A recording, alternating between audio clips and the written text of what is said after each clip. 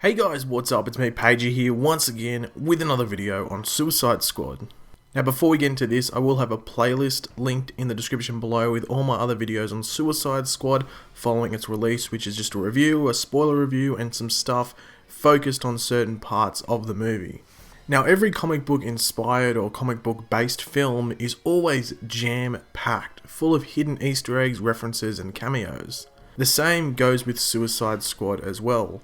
So let's go through all the ones I was able to pick out. If I do miss out on any, which I'm most likely going to, I'm only one man, I can't find everything. Make sure to leave a comment down below with any of those Easter eggs, references, or cameos I may have missed. Just to point out, I did enjoy the movie. I really like this movie. I've seen it 3 times since I saw it at a press screening, and then I've seen 2 since the movie's actually been out in Australia. So yeah, I liked this movie. So these Easter eggs aren't in chronological order of the film, like how they happen in the film. It's just in the order I've remembered and noted them down. So our first Easter egg follows the trend we saw in Batman v Superman with a Watchman Easter egg.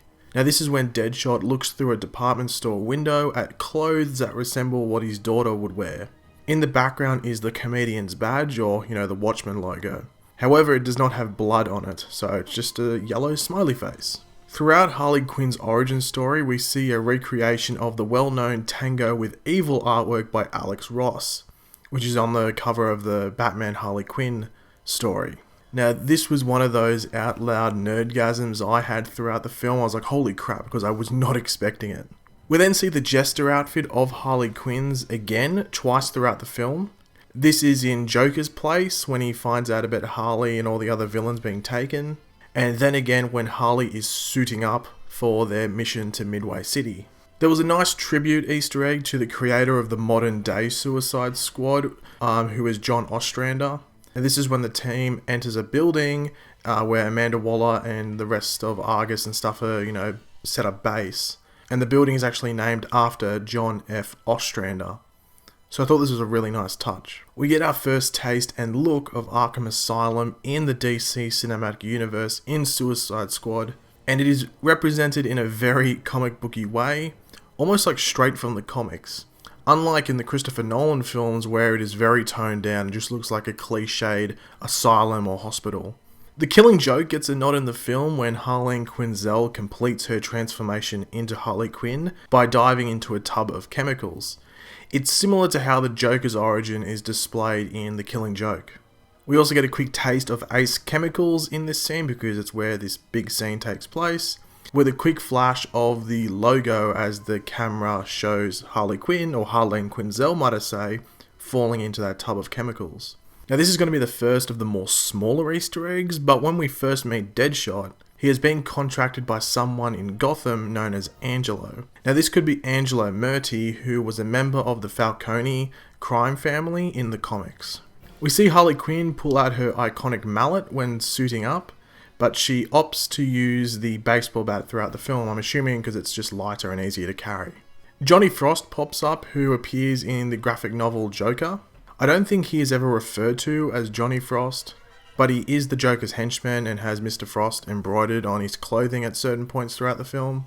So Midway City is where the story takes place in Suicide Squad, not only expanding the DC cinematic universe in regards to cities, but Midway City in the comics is also the home to both Carter Hall, who is Hawkman, and Kendra Saunders, who is Hawkgirl. Will we see these two pop up in the DC cinematic universe? Hopefully, it'd be pretty cool to see them. Now, Superman is referenced a handful of times, mainly by Amanda Waller, but we also see a t-shirt vendor who sells Superman t-shirts with Remember on the back. He also sells Batman shirts with the yellow and black logo, which I thought was pretty cool. So Slipknot's death in the film, while predictable, was really caused by Captain Boomerang using him as a lab rat. This was to see if the bombs in their necks were actually legit. Now this is actually straight from the comics where Boomerang does the exact same thing, sort of just basically convinces Slipknot that the bombs are all a hoax, but in the comics it's on their arms, not in their necks. Now when Captain Boomerang first arrived to where the rest of the squad is, he's being carried in an Australia Post sack, like it has Australia Post sort of printed on it. This is just to reiterate that the character is from Australia. Even though you should probably pick up on that throughout the film by the amount of times he says the word mate.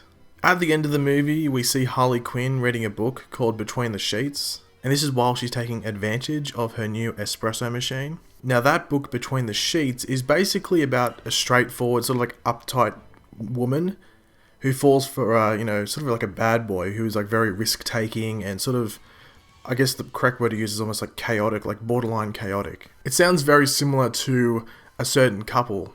I think their name's Harley Quinn and the Joker. I think that's it. Now, one thing I think a lot of people may have missed is that on Harley Quinn's profile, when we are first getting introduced to all the characters, it states that she was an accomplice to the murder of Robin. So Robin was killed by the Joker when Harley was with him. So it shows whichever Robin didn't die that long ago. Or maybe multiple Robins have died. Probably not multiple Robins because, Bruce Wayne or Batman only had one suit in his Batcave. But it is interesting to note that maybe this murder of Robin didn't happen too long ago. So the big cameos in this film came in the form of 2 Justice League members. These being Batman and The Flash. Now Batman appears twice, the first being to take down Deadshot, and the second is when he's chasing both Harley Quinn and the Joker, and the Joker sort of bails on Harley Quinn and Harley Quinn is captured by Batman. Now the Flash appears when we first meet Captain Boomerang. Now this is when he's actually robbing a diamond exchange. I've done a whole video on that cameo and what it means for the DC cinematic world. Now that is part of that playlist I've linked in the description. But it was really cool to see the Flash, and I think he looks really cool on screen, and hopefully people that see this movie that weren't really the biggest fans of Ezra Miller as the Flash might have their opinions changed. Now the post-credit scene is also one huge Easter egg, which I've also done a video on, which once again is linked in that playlist in the description below. Now that goes basically through every minor detail in that scene. But to sum it up, it's Amanda Waller talking to Bruce Wayne, and he's getting some information on some other metahumans that he's, slightly interested in.